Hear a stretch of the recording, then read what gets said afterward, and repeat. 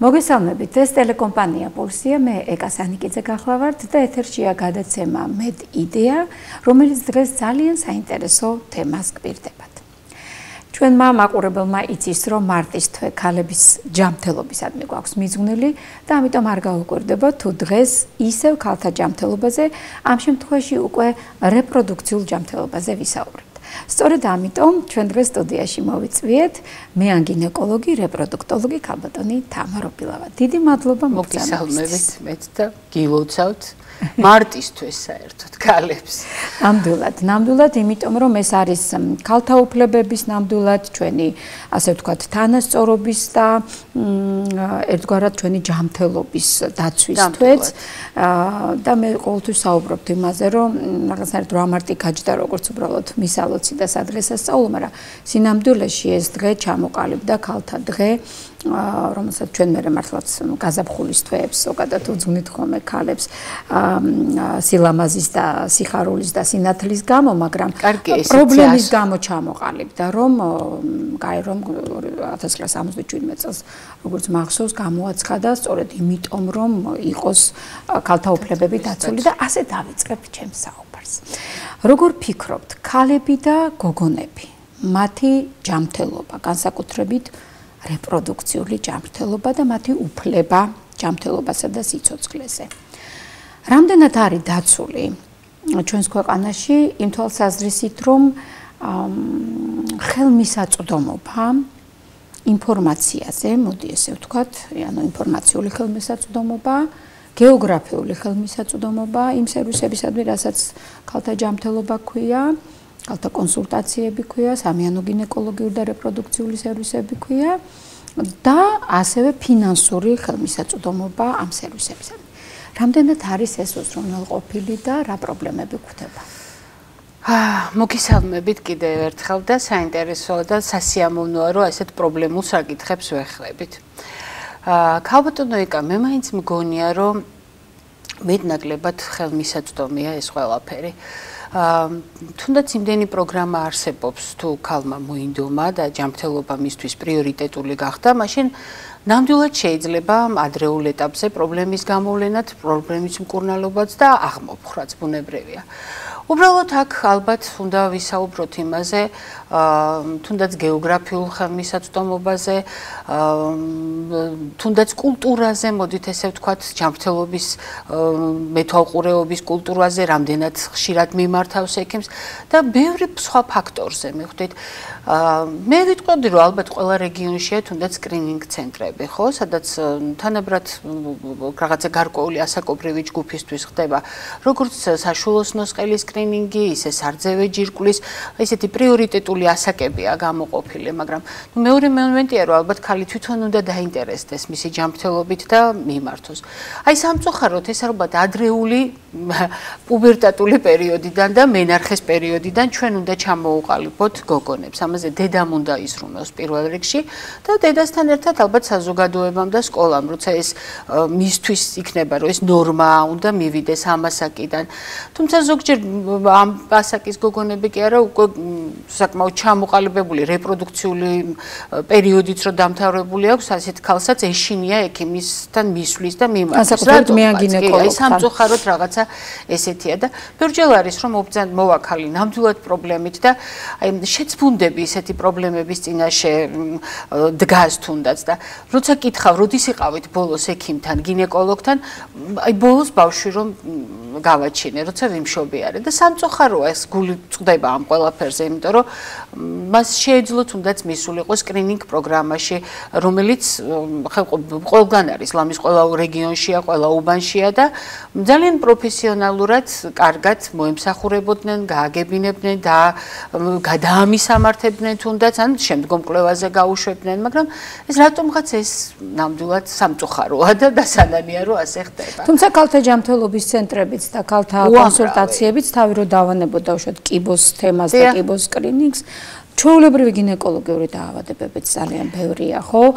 არასწორად მიხედილი რეპროდუქციული სისტემაც ხშირია.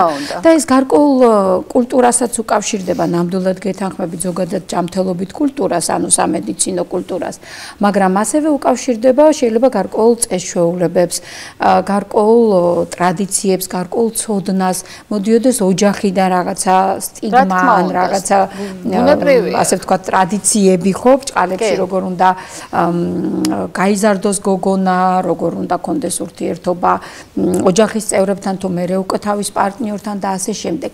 აი როგორ ფიქრობთ, საქართველოში გვაქვს თუ არა რაღაცა შანსი, ასე ვთქვათ, იმისი, რომ ერთის მხრივ სახელმწიფო დონეზე, მეორეს მხრივ აი თქვენ უკვე სკოლა და ექიმებიც ახსენეთ, ანუ სამედიცინო პერსონალზე, სამედიცინო დაწესებულებების დონეზე და მესამეს მხრივ თვითონ ოჯახის მოსახლეობის განათლების დონეზე მოვახერხოთ ერთგვარი ასე ვთქვათ მოდულის შექმნა, რომ პირველად იჯანდებს ექიმი თუნდაც, პედიატრი თუნდაც მანდატორულად ამის ამართებდეს საჭიროების დროს, თუნდაც განათლებისთვის მიან გინეკოლოგთან უკვე იმ ასაკიდან გოგონას, როცა მას ჭირდება კონტაქტი და ცოდნა იმის სქესობრივი გზით გადამდები რა დაავადებები არსებობს და ამას რო თავი დავანებოთ ზოგადად ანატომია და ფიზიოლოგია იცოდეს საკუთარი რეპროდუქციული სისტემის.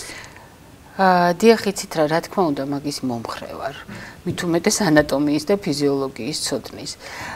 რაც შეეხება იმ მანდატორულად გადასამართებას, სიმართლე რო გითხრათ თავ შევიკავებდი, ამიტომ მე ვთვლი რომ გარკვეული წინააღმდეგობა ამას ზოგიერთი ოჯახის მხრიდან შეხვდებოდა. გულწრფელად რო გითხრათ ეს. აი ამიტომ ვკითხულობ. თქვენთვის და ჩემთვის ალბათ ეს არ იქნებოდა მიუღებელი და სიამოვნებით და ამას ალბათ ყოველგვარი თავდაძალების გარეშე შულებს ჩვენ თვითონ ვასწავლეთ ამ ყველაფერს, მაგრამ აი რო არ მოხდეს ამის გამო წინააღმდეგობა ოჯახსა და სახელმწიფოს შორის თუ სკოლას შორის, გონია რომ რაღაცნაირად ძალიან რბილად, აი სხვა ფორმა უნდა მოინახოს, იცით ისეთი, რომ ბევრი ინფორმაცია მივაწოდოთ და გოგონამ იცოდეს ყველაფერი ეს. აი მე რო არ აღმოხდეს ისეთი ფაქტები, როცა თუნდაც ვინმეს ძალადობის მსხვერპლია, ზოგჯერ გოგონა ორსულად არის ისე რომ ამას ვერც აცნობიერებს, მეხვდით და ეს ყველაფერი არასაკმარისი განათლების და ცოდნის გამოა. თუ მას ეცოდინებოდა მანამდე თავის დაცვის საშუალებაც ბევრი აქვს, მეხვდით და თუნდაც ისიც იქნებოდა რომ ვინმე ძალადობის მსხვერპლი არ იყოს, ხო, ალბათ დამეთანხმებით, მაგრამ აი რაღაცა ფორმა როგორი უნდა მოინახოს, რომ ეს არ იყოს ძალდატანებითი, არ იყოს იძულებითი, იმიტომ რომ ყველაფერი რაც იძულებითია, ხო დამეთანხმებით, რომ არაეფექტურია თან და ხო, მე ვგულისხმობ, რომ რაღაცა სისტემა რო არსებობდეს, იმის რომ პირველად იჯანდებს ექიმი ან პედიატრი ურჩევდეს რომ გაიაროს სკოლაში ამ ინფორმაციის მიწოდებაზე იყო ბევრჯერ საკითხი, მაგრამ ჩვენ ნახეთ მე სხვადასხვა არა ისეთ გამოხმაურებებს, ხო, იმიტომ რომ ნუ იქ ბევრმა გაილაშქრა ამის წინააღმდეგ, ამიტომ ამ დროს დაავადებები რომელიც შეიძლება შეეკავოს უნდა იცოდეს. რა თქმა უნდა, თავიდან იქნება ეს ყველაფერი აცილებული და ინფორმირებული იქნება ეს გოგონა და მომზადება. ზოგჯერ ერიდებათ თქმა თვითმკურნალობას მიმართავენ, მე ამან შეიძლება მწვავე პროცესი ქრონიკულში გადაიყვანოს და რთული სამკურნალო გახდეს. ამას მიყავს მე შემდგომში უშვილობამდეც და ბევრ სხვა პრობლემამდეც, რომელიც დღეს ესეთი კატასტროფული ციფრებია. ქალბატონ თამარა, ძალიან შეგნებულად დავიწყეთ ამაზე საუბარი და თქვენ უკვე შემომაგებეთ ეს რაც მინდოდა მეკითხა შემდეგი თემა, ეს არის მწვავე ძალიან მტკივნეული თემა, ეს არის უშვილობის თემა, უნაყოფობის თემა, რომელიც გახშირდა ბოლო პერიოდში და რომელსაც თავისი პრედიქტორები აქვს, თავისი რისკ ფაქტორები აქვს, თავის გამომწვევი მიზეზები აქვს. მოდით აი ხა ჩვენს მაყურებელს მოკლედ განვმარტოთ, რას ვუწოდებთ უშვილობას, აკადემიურად როგორ განვარტავთ ამ ტერმინს, რა და რა ძირითადი მიზეზები იწვევს ამას და როგორ შეიძლება რაღაცნაირად ამის აცილება, სადაც ეს რა თქმა უნდა შესაძლებელია. სიამოვნებით მოგახსენებთ. უშვილობის პირდაპირი განმარტება ასე შეიძლება წარმოგიდგინოთ, რომ უშვილოდ მიიჩნევა წყვილი, რომელსაც 1 წლის განმავლობაში დაუცველი სქესობრივი აქტის მიუხედავად, რომელთანაც ორსულობა არ დგება. რაც შეეხება უშვილობას ძალიან პრობლემატურია, იმიტომ რომ დღევანდელი მონაცემებით მსოფლიო ჯანდაცვის ორგანიზაციით უშვილობა აღწევს 17%-ს. დამეთანხმებით, რომ ძალიან მაღალი პროცენტია, ხო? სულ რაღაც 10 წლის წინ დაახლოებით 10-12% იყო. ანუ როგორც მივხვდით, მზარდია ეს ციფრები, ხო და კიდევ უფრო შემაშფოთებელია. უშვილობის მიზეზები უამრავია. მათ შორის უშვილობის 35% ენდომეტრიოზზე მოდის. მიზეზებიდან ცალკე უნდა დავასახელოთ ალბათ ენდოკრინული ფაქტორები, სხვადასხვა გადატანილი ქრონიკული დაავადებები, რომელმაც შემდგომში შეხორცებითი პროცესი და სხვა უამრავი პრობლემა გამოიწვია. ასევე ანატომიური თავისებურებები, გარკვეული გენეტიკური განწყობები და გენეტიკური დარღვევები. და აი უამრავი ფაქტორი, იცით, აი ძალიან ძნელია რომელიმე ფაქტორის გამოყოფა, ენდომეტრიოზი ერთ-ერთი წამყვანია. აი წაღან ჩვენ ვილაპარაკეთ ქალთა ჯანმრთელობაზე და ეს ჯანმრთელობა იწყება მენარხეს პერიოდიდან. აი აქაც მინდა შევაჩერო ყურადღება ერთ საკითხზე. სულ რაღაც არც თუ დიდი ხნის წინ პირველი მენარხეს ესეთი დროულ პერიოდად ითვლებოდა 11 წელი. თვლიდნენ 11-12 ეს.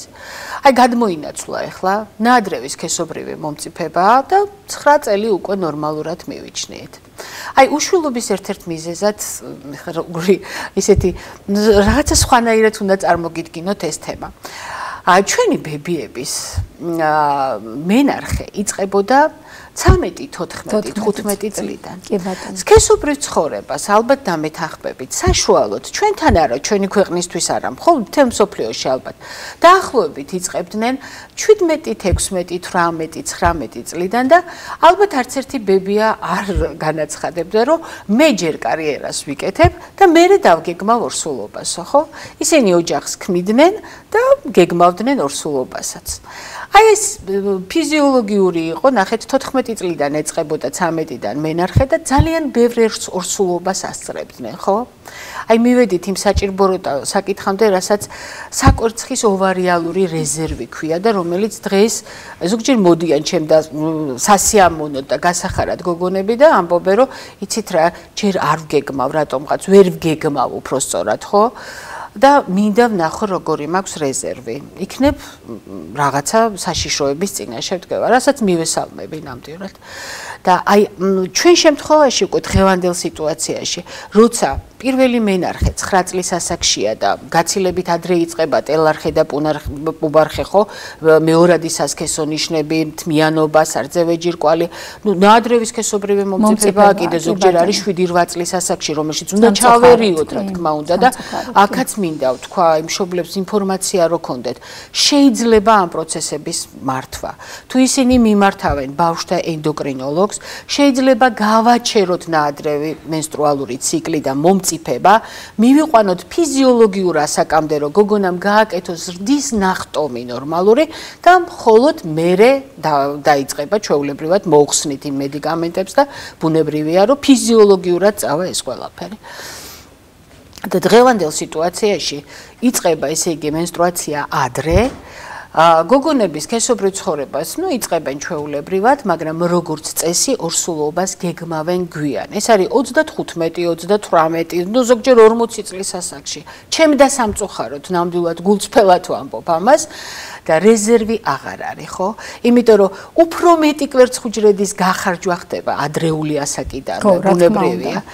ამიტომ აი მოდით ესე ვთქვათ, დღეს ძალიან აქტუალური თემა, რაც ყველაზე მეტად მაწუხებს ნამდვილად, ზუსტად ეს თემაა. ან დაუგეგმავი ორსულობაა ძალიან პატარა ასაკში სამწუხაროდ, ესეც ძალიან სამწუხარო თემაა, რაც არ აქვთ გაცნობიერებული. იმ შემთხვევაში ზუსტად რაც ვილაპარაკეთ, ხო, ინფორმაცია რო ქონოდა ალბათ თავიდან აიცილებდა და მეორე უკიდურესობა კიდე, როცა აი ამას ვერ აცნობიერებენ, რომ ის ასაკი მიდის სამწუხაროდ. საუკეთესო ასაკი მაინც არის სადღაც 20 წლიდან 30 წლამდე. 25 წელი, კი, 30 წლამდეც თანახმად ნამდვილად. აი ძალიან მცირდება 35-დან 40 წლამდე ძალიან დაბალია პროცენტი. 40-დან 44 წლამდე ფაქტიურად 1%-ია.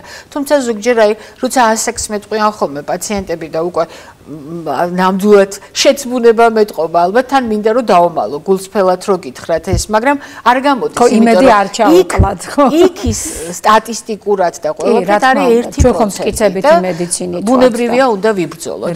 აი, აქაც კიდე რა მინდა ქალბატონო ეკა დავამატო, იცით, აი ერთ წელს უძახით უშვილობას თქო, როცა დაუცველი სქესობრივი აქტის ფონზე ორსულობა არ დგება. აი, მინდა რომ ყველა ქალს მიმართო 37, 38, 40 წლის ასაკში ერთ წელს ნუ დაელოდებიან. აი ეს ამას აქ აღარ ვაპარაკობ. რა თქმა უნდა, ყოველთვის მნიშვნელობა აქვს, იმიტომ რომ ქალს მთელი წლის განმავლობაში 12 ციკლი აქვს სულ, ხო? და 12 ჯერ ველოდებით ოვულაციას. ნახეთ როგორ არის. ამიტომ მე ის პროცესია, ეს ხო არ არის ფილტვების ანთება, რომ თქვათ ერთი კვირა ანტიბიოტიკს დავნიშნავთ, თუ მივხვდით რომ არ შველის მეორეს დავამატებთ, თქვათ, ხო? არა, ჩვენ ველოდებით ამ 12 ოვულაციას და 12 თვეს. ამიტომ ეს პროცესი ყოველთვის იწელება, იცით, დროში და ხო, ეს შანსი თუ არ არის გამოყენებული, მე შეიძლება დაიწიოს კიდევ პროცენტმა ალბათობა. აი ძალიან საინტერესო, დიდი მადლობა, კარგად წავედით მე მგონი საუბარში, იმიტომ რომ ეს არის ის, რაზეც ნაკლებად ვსაუბრობთ. კი ვსაუბრობთ 1000 თემაზე, იგივე სქესობრივად გადამდებთ დაავადებებზეც ვსაუბრობთ, თავის დაცვაზეც ვსაუბრობთ, ძალიან ხშირად სქესობრივ განათლებაზეც, რომელზეც არაერთგვაროვანი, ასე ვთქვათ, რეაქციებია ხოლმე საზოგადოებაში და ოჯახებში, მაგრამ მე ვფიქრობ, ის მწვავე პერიოდი გავლილია და დღეს უფრო მზად არის ოჯახებიც, მშობლებიც, საზოგადოებაზე. რა თქმა უნდა, თვითონ ახალგაზრდები უკვე აღარ არის საუბარი, იმიტომ რომ ინტერნეტის ეპოქაც არის, თვითონაც ძალიან ბევრი ინფორმაციას ეძებენ, მაგრამ სუფთა სამედიცინო თვალსაზრისით, სუფთა პროფესიული თვალსაზრისით, მე გინეკოლოგისგან წამოსული აი ეს ინფორმაცია, რაზეც ახლა ჩვენ ვისაუბრეთ, რა თქმა უნდა, ნაკლებად აქვს და მე ვფიქრობ, რომ პირველი ნაწილი უკვე ძალიან საინტერესო იყო ჩვენი მაყურებლისთვის, მაგრამ ახლა ეს თემა მინდა განვავითარო უკვე ფსიქოსოციალური, არა მარტო ბიოლოგიური თვალსაზრისით და ფიზიოლოგიური, ანუ ჩვენი მზაობა, იმიტომ რომ ქალის ორგანიზმი მოწყობილია თავიდანვე, ხო, ჩასახვის მომენტიდან, ისე რომ ის მერე ემზადება გამუდმებით დედობისათვის. არამედ ვისაუბროთ უკვე ფსიქოსოციალური კუთხითაც, იმიტომ რომ განათლების და ანატომიურ-ფიზიოლოგიური თავისებურებების როლზე უკვე მეტნაკლებად ვთქვით. როგორ ფიქრობთ, რა შეიძლება იყოს ფაქტორი იმისათვის, რომ გოგონებმა ამ ასაკში, ჩვენ ახლა მაინც ქალთა ჯანმრთელობაზე ვამახვილებთ, თუმცა იგივე განათლება ვაჟებსაც სჭირდებათ. მოახერხონ ზრუნვა, ანუ მათი სოციალური ჩართულობა, მათი ფსიქოლოგიური მზაობა, აი ამ ზრუნვაში თავის რეპროდუქციულ ჯანმრთელობაზე და განსაზღვრონ რაღაცნაირად ის, რაზეც თქვენ ისაუბრეთ, იმ ცოდნის საფუძველზე თუ ამ ცოდნას მივცემთ იგივე სკოლებში თუ ოჯახებში თუ პედიატრებთან თუ როგორც თქვენ ბრძანეთ პირველივე მენარხეს დროს თუ იქნება გადამისამართებული მე ან გინეკოლოგთან და მასთან გაივლის აი ამ გარკვეულ ცოდნას, რომ მან გარკვეულწილად უკვე დაიწყოს დაგეგმვა თავისი რეპროდუქციული ჯანმრთელობის მართვის, სქესობრივი ცხოვრების დაწყების, თუ დაიწყებს ამ ცხოვრებას უკვე მერე აი ამ პროცესის მართვის და შვილოსნობის ასაკი რო დაგეგმოს. მშვენივრად დასმული კითხვა იყო და ვეცდები რომ ამომწურავად გიპასუხოთ. აი აქაც ალბათ პირველი ვიზიტი გინეკოლოგთან. ნამდვილად მართალი ბრძანდებით, იმიტომ რომ ალბათ ადრეულ ისეთ ასაკში არა რომ ბავშვი ამით დავთრგუნოთ. არა, რა თქმა უნდა. ნუ აქაც ექიმის მიდგომასაც აქვს მნიშვნელობა, მაგრამ პირველი ინფორმაცია როცა უკვე გაცნობიერებული აქვს ეს ყველაფერი, მაშინ როგორ მივაწოდებთ, ხო? პირველი ჩვევები ალბათ დედამ უნდა ჩამოუყალიბოს, იცით, როცა ეს პირველი ვიზიტი დედასთან ერთად იქნება, სანამ არასრულწლოვანია, ბუნებრივია, თორე ნუ როცა პირიქით უკვე სრულწლოვანს დედა მოყვება, ცოტა ესეც უფრო სასაცილო ხდება, ხო? უნდა ვასწავლოთ, რას მიაქციოს ყურადღება, იცით, თუნდაც პირადი ჰიგიენის დაცვიდან დაწყებული, ესეც მნიშვნელოვანია. აი სწორი ცხოვრების წესი რა არის და რას უძახით ამას, ნუ იმიტომ რომ რაღაცა ზომიერების ფარგლებია ზოგჯერ ყველაფერში დასაცავი, ხო? მე ნუ ხა დღეს ეს თაობა, მოდი ვთქვათ ის, რომ ბევრი რამე შეიცვალა და სქესობრივ ცხოვრებას გაცილებით ადრე იწყებენ და მომზადებულები არიან მეტნაკლებად ამისთვის. აი, აქ აუხსნის გინეკოლოგი უკვე, როგორ უნდა მოხდეს თავის დაცვა, რა კონტროლი გვჭირდება. ხა ძალიან ცუდია, როცა ზოგჯერ გონიათ, აი ქალბატონი მოვა და 40 წლის არის და მე ახლა დავიწყე სქესობრივი ცხოვრება და არაფერი მაწუხებდა და ამიტომ ექიმისთან ელემენტარულად ულტრაბგერითი გამოკვლევა არ არის გაკეთებული და ამ დროს შეიძლება არ გამოვლინდეს, მაგრამ არის საკურცხეზე სხვადასხვა გენეზის კისტები, მიომატოზური კვანძები, სხვადასხვა მდებარეობის ვიცით, ახლა არ არის ალბათ მსმენელისთვის საინტერესო და უცბად აღმოჩნდებით ფაქტის წინაშე, რომ შეიძლება ორგანო თუნდაც დაკარგოს, აი ოპერაციული ჩარევა რაც სჭირდება, არანაირ ჯანმრთელობის შენარჩუნებაზე აქ გვაქვს ლაპარაკი, რომ სიცოცხლე შევინარჩუნოთ და აღარ არის რეპროდუქციაზე. აი ამას უნდა მივაჩვიოთ, იცით, რომ რა სიხშირით მიმართოს ექიმს, თუნდაც წელიწადში ერთხელ და თუნდაც ორ წელიწადში ერთხელ, რომელსაც არ ჭირდება, მაინც დაავადების დროს ჭირდება. ბუნებრივია, იმიტომ რომ მისი მავნებლობა ულტრაბგერითი გამოკვლევის ხო ფაქტურად არ არის. გამოიკვლევს და წყნარად ვართ, ნუ არაფერი ისეთი. გარკვეულ შემთხვევაში თუ რაღაცა ჰორმონალური დარღვევა ხდება, აქ არის ხა ჩვენ მაინც კავკასიელები ვართ და ჩვენთან ცოტა ისეთი გენეტიკური განწყობა გვაქვს, ხო? მჭართმიანობის, აკნესი, ჰიპერანდროგენიის საერთოდ, ხო? რას მივაქციოთ ყურადღება, რა ჰორმონები უნდა ვნახოთ? აი ამ ყველაფერს ექიმი მიაქცევს ყურადღებას, რომ თუნდაც პოლიკისტოზი თუ აქვს გოგონას, დაიწყოს ცოტა ადრეული ასაკიდან, რომ ციკლიც რეგულარული იყოს, ესთეტიკურადაც სხვანაირად გამოიყურებოდეს და პრობლემები არ ქონდეს და არა იმ დროს, როდესაც მაინც და მაინც სქესობრივ ცხოვრებას იწყებს, უცბად დადგა საკითხი და ჩემ და სამწუხაროდ არის ზოგჯერ ხა როგორც არ უნდა გაგვიკვირდეს რომ მოყვება მე ნუ მეუღლე დედამთილი ზოგჯერ მამამთილი და სასწრაფოდ დგება ორსულობის თემა და ვერ დგება იმ წუთას მე ხვდით იმიტომ რომ თუ ის მანამდე იმკურნალებდა და ეს მკურნალობა დიდხანს გაგრძელდებოდა ეტაპობრივად მოემზადებოდა მაშინ იმ პრობლემამდე აღარ მივიდოდნენ ხო და მე გვიწევს ხოლმე რაღაცა სხვა გადაწყვეტილების მიღება რომელიც ზოგჯერ არც გვსიამოვნებს მაგრამ იძულებულები ვართ მე ხვდით იმიტომ რომ ეჩქარებათ და მოცდის აი შესანიშნავ თემას მივადექით ახლა ის რაზეც ცალკე ასე ვთქვათ კითხვა მქონდა მომზადებული მაგრამ მე მგონი უკვე დრო არის რომ ამაზე გადავიდეთ თქვენ ახსენეთ სწორედ ის მეორადი სასქესო ნიშნებიც ეს გარეგნობაც რომელიც კავშირშია რეპროდუქციულ ჯანმრთელობასთან და რასაც ზოგჯერ არ აკავშირებენ. მე ჩემის მხრივ აი თქვენ რომ საუბრობდით ჩავერთე და ვთქვი რომ სანამ რაღაც არ შემაწუხებს, მანამ არ მივდივარ ექიმთან. ეს არის სამწუხარო ჩვენი სამედიცინო კულტურა დღეს. იშვიათია აი რაღაც ალბათ 10%-ია ის ადამიანები, რომლებიც როგორც კვლევები ადასტურებს ყოველ შემთხვევაში, რომელიც უბრალოდ დადის პრევენციულ გასინჯვებზე და იმ შემთხვევაში მიდის, როდესაც არაფერი არ აწუხებს, მაგრამ რეპროდუქციულ ჯანმრთელობას თან კავშირში ეს უნდა იყოს ჩვევა. ეს უნდა იყოს ცხოვრების წესი, რომ არ მაწუხებს, არც უნდა შემაწუხოს, კაცო მთელი ცხოვრება იქნება, მაგრამ მე მაინც ჩემი სამედიცინო კულტურიდან გამომდინარე, წელიწადში ერთხელ მაინც უნდა ვიარო მიან გინეკოლოგთან. ეს ერთი ჩვევა რაც უნდა გქონდეს. მაგრამ მეორე რაც მინდა ახლა აუცილებლად ჩვენ კარგად გავშალოთ. ეს არის კავშირი რეპროდუქციული ჯანმრთელობის იმ სხვა, იმიტომ ვიკითხე მე სწორედ სოციალური ჩვევები, ფსიქოლოგიური ფაქტორი, ცხოვრების წესი. იმ სხვა ფაქტორებთან როგორიც არის, დაუშვათ ჩვენი კვების რეჟიმი, ჩვენი დაუშვათ მავნე ჩვევები, იქნება ეს სიგარეტი თუ სხვა, იქნება ეს ჩვენი ენდოკრინული სისტემის ფუნქციონირება, სხვა ორგანოთა და სისტემათა ფუნქციონირება, რომელიც თავის მხრივ რეპროდუქციულზე აისახება და პირიქით რეპროდუქციული სისტემის ჯანმრთელობა, რომელიც მერე ჩვენს გუნებგანწყობაზე, გარეგნობაზე თუ სხვა ორგანოებზე აისახება. აი ეს როგორ შეიძლება ახლა ჩვენ მაყურებელს მარტივიანით გავაგებინოთ რამხელა კავშირია, რამხელა ფაბრიკაა ჩვენი ასე ვთქვათ ორგანიზმი და როგორი დიდი კავშირია თუნდაც ენდოკრინულ სისტემის ფუნქციონირებასა, გარეგნობასა და რეპროდუქციულ ჯანმრთელობას შორის. აი ვიცდები მარტივად აუხსნათ. კი, აღსაუბრებ უკვე კვება, მავნეჩვევები და სხვა ფაქტორები. ნამდვილად. იცით რა არის რეპროდუქციული სისტემა ერთიანი ენდოკრინული სისტემის ნაწილია. თუ წარმოვიდგენთ რომ ჰიპოთალამუსი და ჰიპოფიზი პაციენტს მარტივად ვეუბნები ხოლმე ეს რეპროდუქციის და ენდოკრინოლოგიის მეფე და დედოფალი არიან ხო მართავენ ყველა სხვა დანარჩენ ენდოკრინოლოგიას რა თქმა უნდა, ესე განყენებულად რეპროდუქციას ვერ განვიხილავთ, ხო? ბუნებრივია. ამასთან ერთად აუცილებლად განვიხილავთ იგივე ფარისებრ ჯირკვალს, ხო? რაც ძალიან მნიშვნელოვანია, როგორ მუშაობს ზუსტად პირდაპირ გამორჩება. რა თქმა უნდა. იგივე პროლაქტინი, რომელიც იქვე ჰიპოფიზში გამოიყოფა წინა წილში და ძალიან მნიშვნელოვანია. აი ცალკე მინდა კიდე რაღაცა ხაზგასმით აღვნიშნო სარძევე ჯირკვალი რა.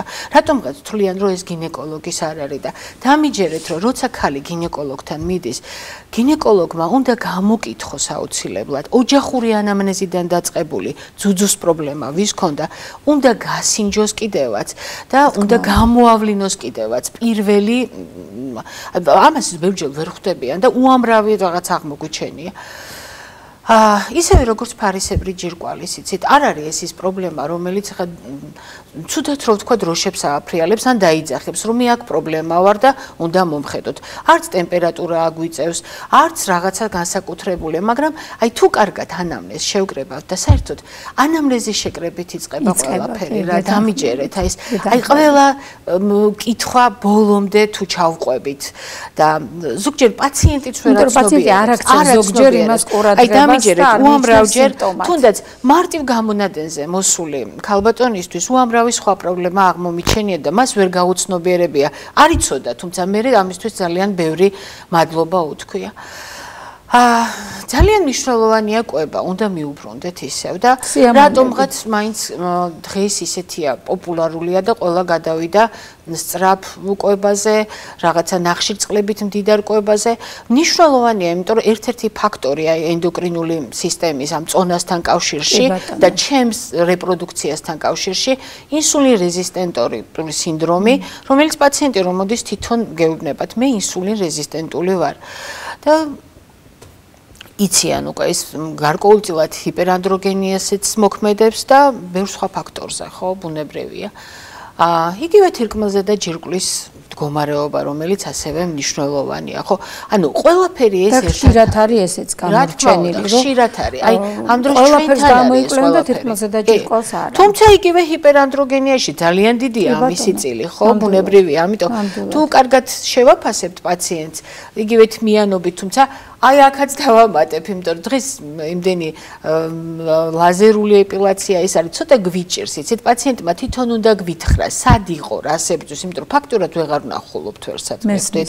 ამიტომ თხოვ ხოლმე, რომ იქნებ ზუსტად აღმიგწერო, სად იყო, რა იყო, როს ვებძით, რა დამარცხდა, რა აღარ არის და ასე შემდეგ. აი ერთიანი ფაქტორებია, იცით და მე წეგან ვამბობდით, ბუნებრივია, რომ ეს ყველაფერი ვიზუალურადაც გამოიხატება. ხა შეიძლება ციკლიც ნორმალური იყოს თითქოს, მაგრამ აკნე აწუხებდეს, რომელიც დერმატოლოგებთან ერთად გინეკოლოგ ენდოკრინოლოგებისაც არის, ცხიმიანი კარნი, ცხიმიანი სებორიათმაზე, მამაკაცური ტიპის თმის ცვენა, ბევრი ფაქტორია ძალიან. მე ხვდით, რომელსაც პატარ-პატარა დეტალებშია საქმე, მაგრამ შემაწუხებელია ბუნებრივია და ერთიანობაში მაინც საკურცხის ჰორმონებთან არიან კავშირში. და ექიმისთვის არის სიმპტომი, ეს არის ზუსტად ის, რითაც ის ხვდება, რა შეიძლება ხდებოდეს ორგანიზმში და დიაგნოზამდე ზუსტად ამ სიმპტომთა ერთობლიობით მივდივართ და წეგან ზუსტად სწორად გაუსვით ხაზი, რომ ზოგჯერ ეს ჩვენი ჰორმონები გავლენას ახდენს ცხოვრების ხარისხზე და მე მინდა აი აქ სხვადასხვა ეტაპები გამოვყო ქალის ცხოვრების რა.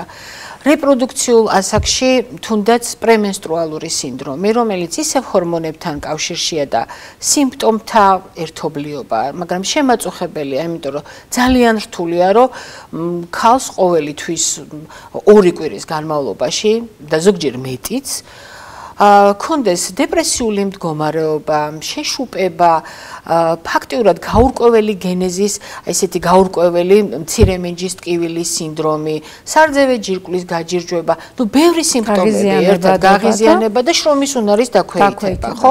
ეს ერთი. ნუ ესეც ნამდვილად შეიძლება ამ პრობლემის მოგვარება, არაერთხელ გვისაუბრია ამ თემაზეც და შეიძლება ის რომ ცხოვრების ხარისხი სხვანაირი გახდეს.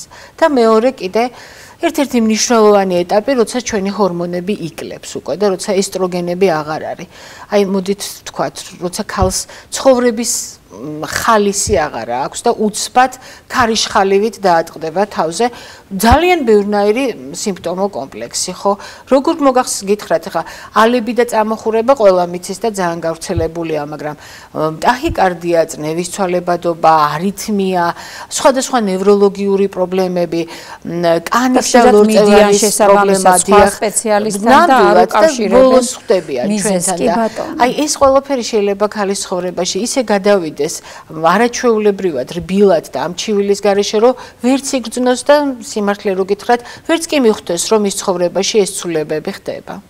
ძალიან დიდი მადლობა ეს რო აღნიშნეთ, იმიტომ რომ ზუსტად ეს იყო ჩემი კითხვის არსი, ეს სხვა ორგანოებზე და სისტემებზე როგორ ისახება ის, რასაც რეპროდუქციული ჯანმრთელობა ქვია, მთელი ამ ანატომიურ, ფიზიოლოგიური და ენდოკრინული და ნეირორეგულაციური ასევე და ჰორმონორეგულაციური მექანიზმები ძალიან რთულია კიდე ერთხელ ერთი დიდი ფაბრიკაა ჩვენი ორგანიზმი ნამდვილად იმდენი რამ გამომუშავდება ყოველწამიერად ამდენი ჰორმონი თავის საქმეს აკეთებს არეგულირებს და ბუნებრივია ეს მექანიზმები შეუძლებელია ხა ჩვეულებრივად პაციენტმა იცოდეს ზოგჯერ ექიმებიც არის ესეთი სიღრმეებით და ვერ ხვდებოდეს მაგრამ ის მაინც უნდა იცოდეს რომ ამხელა ურთიერთკავშირი რო არსებობს ამიტომ უნდა მივიდეს სპეციალისტთან და აი ეს გინეკოლოგ ენდოკრინოლოგის თემა სამწუხაროდ ჩვენთან ყოველთვის არის ესეთი რამ რომ ერთია ენდოკრინოლოგი მეორეა გინეკოლოგი და თუ შეიძლება არსებობდეს ენდოკრინოლოგ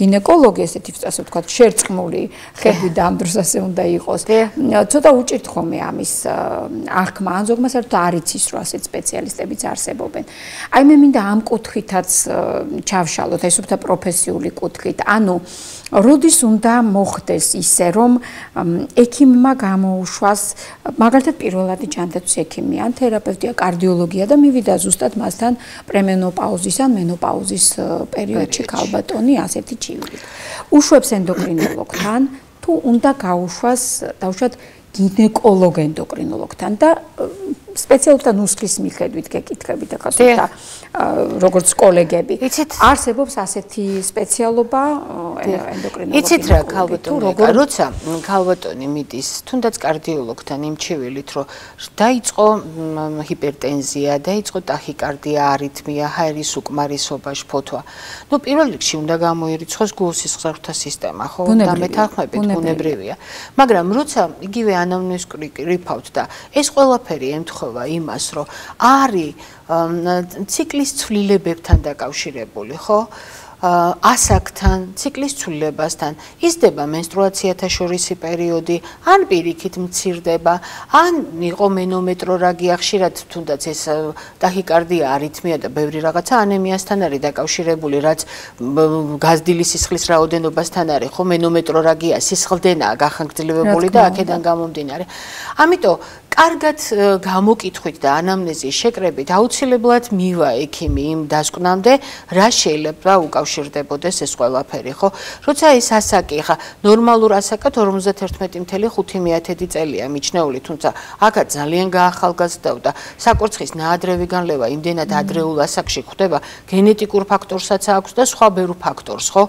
ნუ არ სოციალურ გარემოს, საკვებს, ეკოლოგიას, უამრავ ფაქტორს. მერე ბევრჯერ არის ოპერაციული ჩარევის შემდეგ როგორც პოსტკასტრაციულად განვითარებული და ფაქტიურად ეს ყველაფერი მაინც მიდის იქამდე რომ ლიპიდოგრამა ირღვევა ვიცით რომ ახლა როგორც კი იცვლება ეს ჰორმონების დისბალანსი და ჩვენთვის ესეთ მნიშვნელოვანი ესტროგენი მცირდება მარტივად რო თქვა პაციენტისთვის ის სასარგებლო ქოლესტერინი რაც არის ანუ კარგი ლიპიდები რაც არის ზუსტად მათი რაოდენობა მცირდება და პირიქით ცუდი ლიპიდების რაოდენობა ხო იქ ოსტეოპოროზის საშიშროება ხდება იზრდება რისკი ბუნებრივია იმიტომ რომ ძვლოვანი მასის შემცირება ხდება და მინერალიზაციის შემცირება აი უამრავი სხვა რაღაცა მიხვდით უამრავი სხვა ფაქტორი აი სწორედ ამიტომ გეკითხებით აი ასეთ შემთხვევაში რამდენად შესაძლებელია რომ გადამისამართდეს პირდაპირ ხო აი რამდენად დაგვიანებით ხო არ მოდიან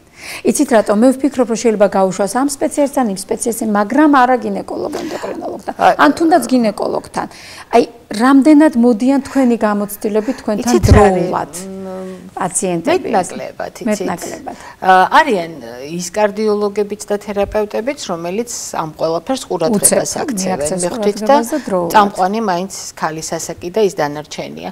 ნუ არის ჩემდა სამწუხაროდ, როცა რაღაცა დრო იკარგება და სხვა მიმართულებით მიდის მკურნალობა, ან თუნდაც როცა უკვე იქ ფსიქოლოგები, ფსიქიატრები ერთვებიან, ზოგჯერ ფსიქოტროპული საშუალებებით ხდება მეტნაკლებად, რა თქმა უნდა, შეიძლება ამცირებს ამ სიმპტომებს, მაგრამ ბუნებრივია რომ არ მოხსნეს. მიზეზი თუ არ დიახ, ბუნებრივია. ასე რომ ეს მე მგონი არის ის თემა, რომელსაც არა მარტო ახალგაზრდა ასაკში, როგორც ჩვენ ვისაუბრეთ, რომ გოგონების და დაუშვათ ახალგაზრდა ქალბატონების განსწავლა არის მნიშვნელოვანი. ალბათ ძალიან მნიშვნელოვანია აი ამ პრემენოპაუზის და მენოპაუზის პერიოდის ქალბატონების განსწავლაც, ვის მიმართონ, როცა ესეთი კავშირი არსებობს მათ სიმპტომებსა და ამ პერიოდს შორის, ხო? კი, ბატონო. აი, ქალბატონო, იცით რა არის? გარკვეულწილად კიდე რატომღაც ეშინიათ ჩვენს ქალბატონებს ჰორმონების, მივხვდით? ანუ, როცა თუნდაც აუცილებელია დანიშნა ჩანაცვლებითი ჰორმონოთერაპიის და დღეს ჩანაცვლებითიც აღარ ქვია ის უკანასკნელ კონფერენციებზე ესე იყო მენოპაუზის ჰორმონოთერაპია.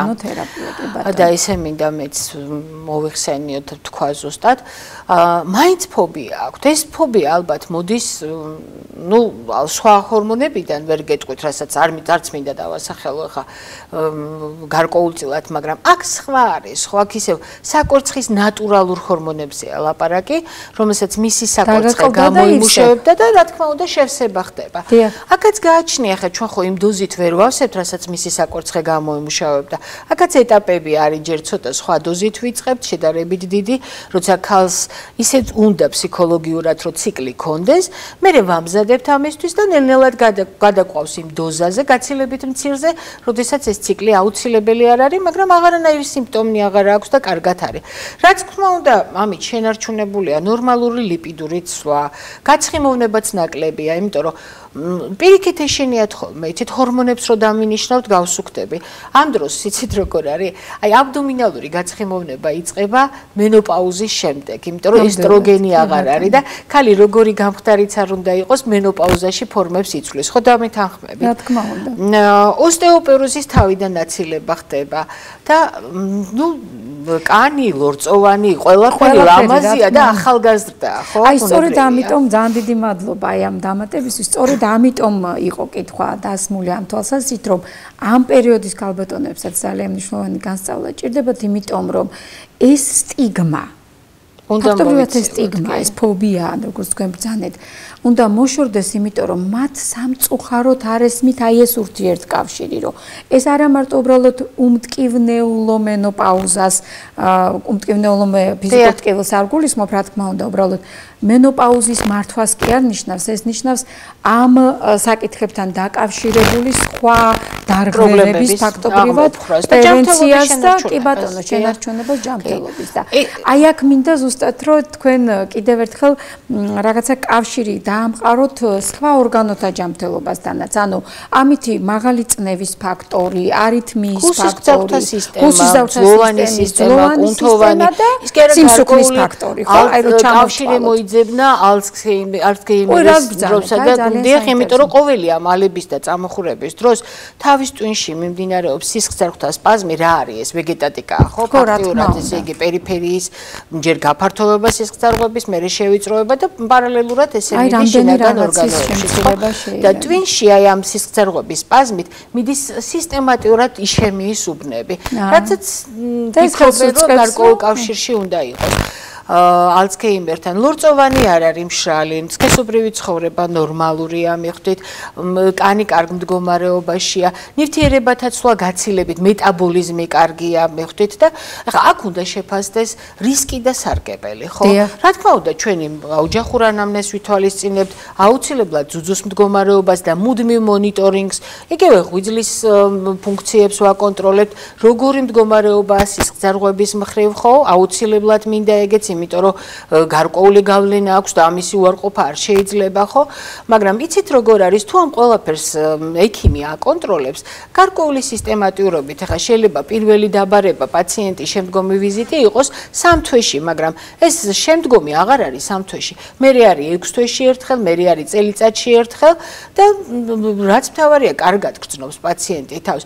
იგივე ძუძუს მხრივაც უნდა ვთქვა, ახლა სულ აქვთ ფობია, რომ თუ ჰორმონს მიიღებს, აუცილებლად ძუძუს კიბო გაჩნდება. არ არის ეს სიმართლესთან ახლოს და ნამდვილად რეალური არ არის.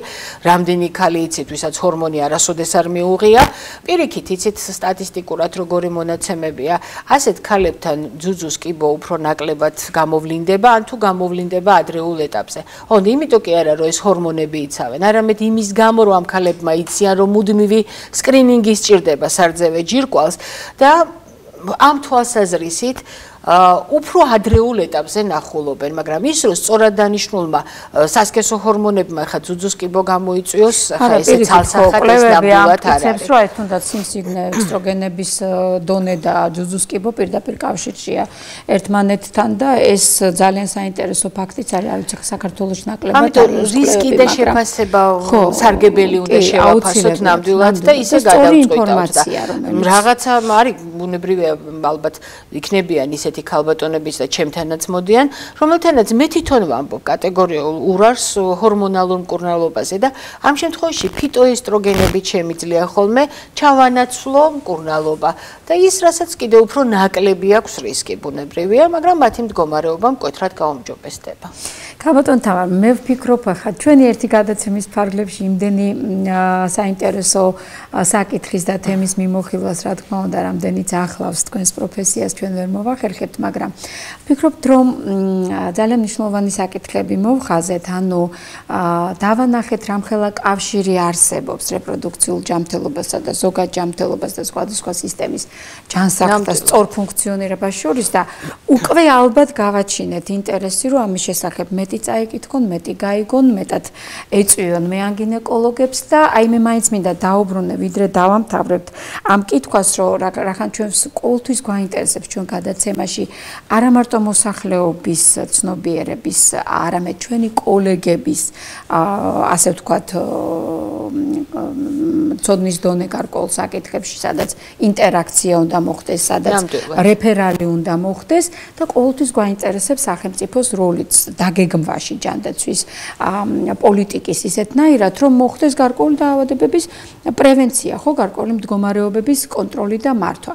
ამიტომ აი ამ კუთხით რომ შევკრათ და ისე დავასრულოთ ჩვენი გადაცემა, როგორ ფიქრობთ, აი ეს ნუსხაში მე ასე არ წარმომიდგენ, რომ გინეკოლოგი, ენდოკრინოლოგი ასეთი სპეციალობა არ არსებობს, ხო მართალია? რეპროდუქტოლოგია. ხო, რეპროდუქტოლოგია, რომელიც ამას გულისხმობს. როგორ ფიქრობთ, ხომ არ არის ამიტომ აუცილებელი, რომ რაღაცა ეს ტერმინების განმარტებაც იყოს გასაგები, რომ რა შემთხვევაში აკითხავს დაუშვათ მეანგინეკოლოგს, რა შემთხვევაში აკითხავს რეპროდუქტოლოგს, იმიტომ რომ ჩვენთან ესეა, რომ რეპროდუქტოლოგთან მიდის მხოლოდ მაშინ, თუ აქვს შვილოსნობის პრობლემა. მართალია და თუ რეპროდუქტოლოგთან შეიძლება მივიდეს მაშინაც, როცა შვილოსნობაზე არ არის საუბარი, მართვაზეა საუბარი. აი ამ ჰორმონალური კი ბატონო, რომელიც კავშირშია რეპროდუქციულ სისტემასთან, ეს ცოდნა ნაკლებად არის საზოგადოებაში. ხო ასეა. გეთანხმებით, ნამდვილად მასეა, კი და ანუ კომპეტენციების განსაზღვრაში ალბათ უნდა იყოს ეს გარკვეულწილად უნდა იყოს სიცხადე. და იცით როგორი თემა, ესეთი განყენებულად რაღაცა მგონია, რომ თვითონ მეანგინეკოლოგია, რეპროდუქტოლოგია, ეს ის ორი დარგია, რომელიც უერთმანეთოთ ვერ გაძლებს და ვერც კი წარმომიდგენია, მოხდეთ. და ენდოკრინოლოგიაც, იმიტომ რომ ეს არის რაც გინეკოლოგიას მთლიანად მოიცავს, იცით? აი სად უნდა იყოს, სად უნდა ჩერდეს ხა გინეკოლოგი და სად რეპროდუქტოლოგი ცოტა რთულია, იცით? ნამდვილად, ძალიან ამიტომ დავსვი ეს. ძნელია სად გადის ზღვარი და პაციენტისთვისაც დამაბნეველია ალბათ ეს ყველაფერი, ხო? სწორედ ამიტომ მე თვითონ რეპროდუქტოლოგიც ვარ და მეანგინეკოლოგიც და სიმართლე რო გითხრათ, რადიოლოგიც და მუშაობდი რადიოლოგადაც, იმიტომ რომ წარმოუდგენელია, რომ გინეკოლოგია სრულყოფილად თუნდაც რადიოლოგიის ცოდნის გარეშე და იგივე ენდოკრინოლოგიის ცოდნის სისტემის გარეშე იცით ეს ყველაფერი ერთად არის და აი ამიტომ დავსვი ეს კითხვა, იმიტომ რომ ეს რაღაც გარკვეულ აღრევას და დაბნევას იწვევს და შესაბამისად ვფიქრობ, რომ ამ კუთხით ალბათ სასურველია, რომ კომპეტენციები ძალიან ზუსტად განისაზღვროს და გასაგები იყოს, რომ ეს ფართოა და ერთმანეთში გარდამავალია და გინეკოლოგსაც შეუძლია შეასრულოს რეპროდუქტოლოგის ფუნქცია და რა თქმა უნდა თავისთავად ცხადია პირიქით და რაც ყველაზე მნიშვნელოვანია თუ მაინდა-მაინც აქ შეიძლება მულტიდისციპლინარული გუნდების კულტურა შემოვიღოთ, სადაც ყველაზე სწორია ბატონო ენდოკრინოლოგი, თერაპევტი თუ იგივე გააჩნია რა არის ნევროლოგიურია თუ კარდიოლოგიურია თუ რაც არის წამყვანი და გარკვეულწილად ეს აუცილებლობაც არის, იცით, რომელიც აი კონკრეტულ დარგში მუშაობს ნამდვილად და რეფერალი ამ შემთხვევაში ცოტა დამაბნეველია და მულტიდისციპლინური მიდგომა, როცა რამოდენიმე სპეციალისტი ერთად მსჯელობს, ეს მეორადია თუ პირველადია ის არითმია, რომელიც აღმოცენდა თუ ის ტკივილი, რომელიც რა თქმა უნდა ეს გაცილებით საინტერესოა და ამასთან არის კავშირში თუ სხვა. მე მგონი ძალიან საინტერესო შემოქმედებითი პროცესიც იქნება ჩვენი კოლეგებისთვის, იმიტომ რომ ყველას გვენატრება ეს ერთობლივი განხილვა. ნამდვილად გეთანხმებით, მასია ნამდვილად, იმიტომ რომ და როცა ისეთი ვიწრო სპეციალიზაცია მერე და რაღაცა ზუსტად, აი როცა ერთი ასაკის ქალები ხვდებიან ამ პრობლემით, გაცილებით ადვილია. რა თქმა უნდა, ხა ორი ერთნაირი პაციენტი არ არსებობს, მაგრამ იმ პრობლემას ალბათ უფრო ადვილად მონახვაც შეიძლება და გამკლავებაც. კი ბატონო, და ვფიქრობ ეს საკითხიც შეიძლება რომ ძალიან მალე კარგად დარეგულირდეს, რომ დამაბნეველი არ იყოს და შესაძლებელი იყოს მულტიდისციპლინური გუნდების მიერ გარკვეული აი ესეთი პაციენტების შემთხვევაში შეკრება და პრობლემის გადაწყვეტა და ვიდრე დავასრულებ ძალიან მინდა აი ეს კითხვა არ დამრჩეს, ასე ვთქვათ, გაურკვეველი, როგორ ფიქრობთ საქართველოში აი სწორედ ამ მიმართულებით, რაზეც ჩვენ ახლა ვისაუბრეთ. იგივე გოგონებშიც და მერე უკვე ქალბატონებშიც. არის სამეცნიერო კვლევები საკმარისი რაოდენობით თუ აი ეს ურთიერთკავშირი ჰორმონალური, რეპროდუქციული, ენდოკრინული სისტემის ამ თვალსაზრისით ჩვენი ქვეყანა ცოტა კვლევებში ჩამორჩება. იცით როგორ არის, ახლა ბევრი ალბათ გარკვეული კვლევები მიდის, მაგრამ ჩვენთვის მაინც სახელმძღვანელოდ ის კვლევებია, რაც დღეს აქტუალურია მსოფლიოში და რაც სერიოზულ ინფორმაციად ვიღებთ. რა თქმა უნდა, აქაც მიდის, მაგრამ იმ მასშტაბით არა, ნუ ჯერ ისედაც მცირე პოპულაცია ვართ და ალბათ ეს სერიოზული კვლევები კიდე სერიოზულ დაფინანსებას და სერიოზულ თანხებს საჭიროებს, ხო? თორე ძალიან ბევრი ისეთი შემთხვევები გვაქვს სიმართლე რომ გითხრათ, საინტერესო შემთხვევები გვაქვს, არაჩვეულებრივი. მე თვითონ იმდენი უცნაური кейსი მქონია და ისეთი აი მართლა გასატანი და მართლა იშვიათი შემთხვევები სიმართლე რომ გითხრათ, მაგრამ ნუ რა თქმა უნდა მე ეს დამოკიდებულია რაღაც გარკვეულწილად პაციენტზე ხარ დამოკიდებული მის ფინანსურ ემაზე. ეს არ არის უზრუნველყოფილი რომ რა კვლევაც გვინდა ჩვენ თვითონ გავაკეთოთ, ხო? ამიტომ ეს სამეცნიერო კვლევითი პროექტის პარლებში თუ იქნებოდა დაფინანსდებოდა. ამიტომ მაინც მგონია რომ შეზღუდულები ვართ ამ ყველაფერში. ძალიან საინტერესო. რატო გამიჩნდა იცით ეს კითხვა? მე მესმის რომ მტკიცებითი მედიცინა გვაქვს და სრულიად საკმარისია დავეყრდნოთ წამყვანი ქვეყნების მონაცემებს, მაგრამ თქვენ ახსენეთ კავკასიური თავისებურება, ახსენეთ რაღაცა ეთნო, ასე ვთქვათ, პათოლოგიები და აი ამიტომ გაჩნდა ეს კითხვა და მე ვფიქრობ მომავალში თუ ჩვენი რეზიდენტები, PhD სტუდენტები და ამ შემდეგ დაინტერესდებიან და სწორედ საქართველოში პრევალენტობა როგორია შეისწავლიან, მეტი სტატისტიკა გვექნება და პოლიტიკის განსაზღვრა ადვილი იქნება. ძალიან თამამად ვიტყვით, რომ ჟორდანიას ინსტიტუტი, რეპროდუქციის ინსტიტუტი, რომელიც ამიერკავკასიაში კი არა წამყვანია, ძალიან ბევრი რამ აქვს გაკეთებული და ამ ხრივ ძალიან ნოვატორები იყვნენ, ხო?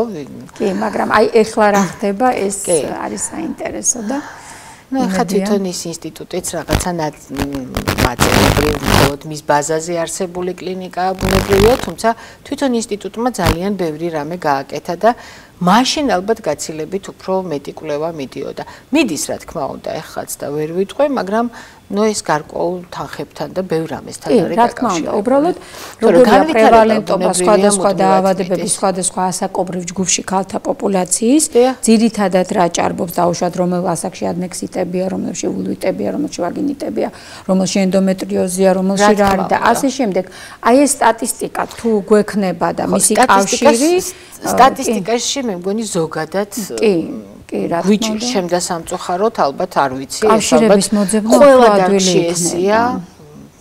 გეთანხმებით. რაღაცა უნდა აღვნიშნოთ, გეთანხმებით, რომ სტატისტიკური მონაცემები მით უმეტეს რომელიც კავშირშია თავისებურებებთან ჩვენი გენეტიკური სტრუქტურის და ჩვენი ასე ვთქვათ ეთნო თავისებურებების ძალიან მნიშვნელოვანია. იმიტომ რომ კვების რეჟიმიც განსხვავებულია სხვადასხვა რეგიონში. ეთნიკურად სხვაა. კი, რა თქმა უნდა, და თავისებურებები გვაქვს ბუნებრივია. კონსტიტუციური ტიპიც განსხვავებულია და ძვლის დაუშვათ სტრუქტურა. გენეტიკური ფერმენტოპათიები და ძალიან ბევრი რაღაცა, რაც თუნდაც ჩვენს ჰორმონებზე გავლენას ახდენს. კი ბატონო. მაგრამ ალბათ ამ ყველაფრის და გამოკვლევა და ესეთი პოპულაციის დონეზე შესწავლა დიდ ფინანსურ ხარჯებთან არის დაკავშირებული და უფრო ფართო მასშტაბიანი დიდი კვლევაა ეს ყველაფერი ახლა რაღაცას სახელმწიფოს უნდა ხელეწიფებოდეს ეს ალბათ. კი, მეც ასე მგონია, რომ უნდა იყოს, იმიტომ რომ სხვანაირად სახელმწიფო პოლიტიკას რეპროდუქციული ჯანმრთელობის თვალსაზრისით ვერ დაგეგმავთ მონაცემები არ საერთოდ არ ფინანსდება, ეს უნდა აღვნიშნოთ. კი,